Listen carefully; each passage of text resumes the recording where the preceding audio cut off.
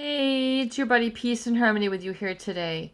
We're going to focus in a little bit more in depth on the viewer question regarding covert narcissist spouse. And I get a lot of emails. We get a lot of viewers and emails from those who are involved with a covert narcissist and really have a difficulty understanding the why behind a lot of it.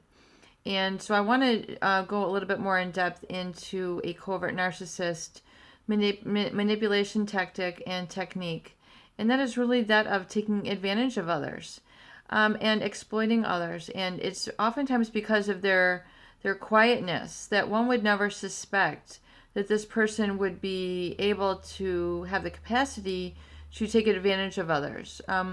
We oftentimes don't think of someone who's quiet, sort of introverted, someone who's sort of shy, someone who's sort of aloof, kind of clumsy, very sorely, socially inept.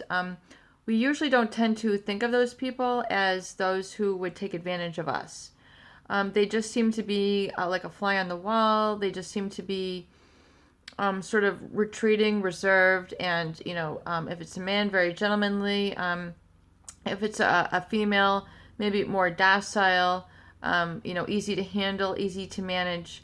Yet there is a quality in the covert narcissist which can be extremely insidious, and because one does not suspect it, there becomes quite a profound sense of being exploited or taken advantage of. And they will absolutely take advantage of others because of how far they really sort of require others to go for them.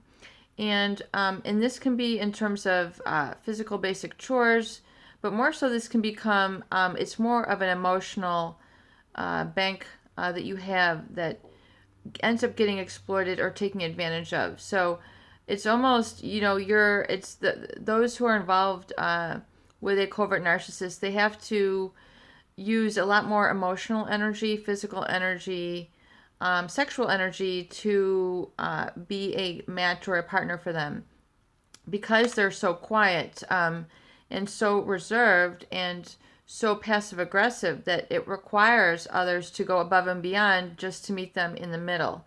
So you end up probably doing 80% and they're doing the 20%, where the 80-20% rule comes in. You're doing 80% of the communication, 80% of the reciprocating back to them, how wonderful they are, taking care of their needs, directing the family, having them go to their doctor appointments, having them, do cleaning, you have to constantly stay on their case.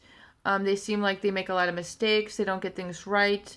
They tend to, go work very slowly, and then it's agitating to others. So they keep others, dangling and frustrated because of how slow they are to act, how slow they are to take care of things, how slow or enough they are to get you things like gifts. Their gifts can be very inappropriate. They can be, people with a lot of money, yet they get very cheap gifts, or, comes to flowers, rather than giving you a nice bouquet of flowers, roses, etc., they might end up with daisies. It's like an inappropriate show of affection that's not, very out of place. So you kind of see, feel like they're like underachieving or undergiving, under acknowledging. And it's this deficit that we see in the covert narcissist, which can really be, it can really seem like an insult. You can feel very insulted, have your hurt feelings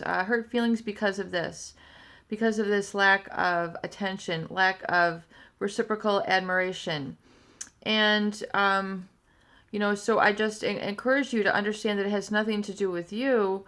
It has nothing to do with your true self-worth, your true value as a person, and your true capability. Is just a covert narcissist way that they take advantage of others. They get their supply needs met this way.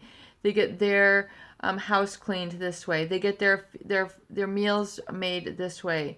They get their children reared this way. They have their love making this way. This is how they expect others to basically pivot and revolve around them, come to them, and it's very one directional. So, I really feel for you if you have not received what you've needed from this person, this individual, and if you've been hurt by them. I do understand that deficit, and realize then it's important for you then to provide these needs in and of yourself.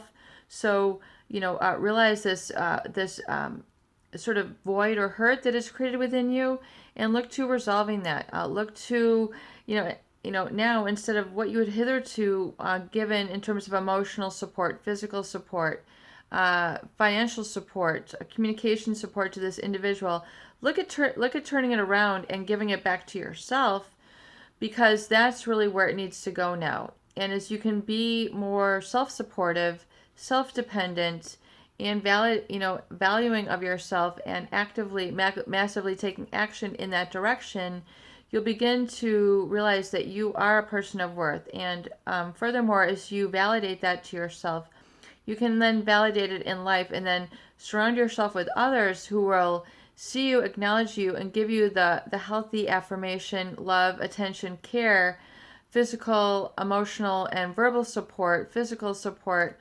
eye contact, and open-heartedness that you have been so craving and needed, and has created such a hurt and feeling of being taken advantage of. Get yourself into that space where you are now energizing it within yourself, but furthermore, surrounding yourself with others who can also give you the love, admiration, and attention in a healthy way that hitherto you had been deprived of in a covert narcissist relationship. Peace and harmony with you here today. I hope these videos that they do help.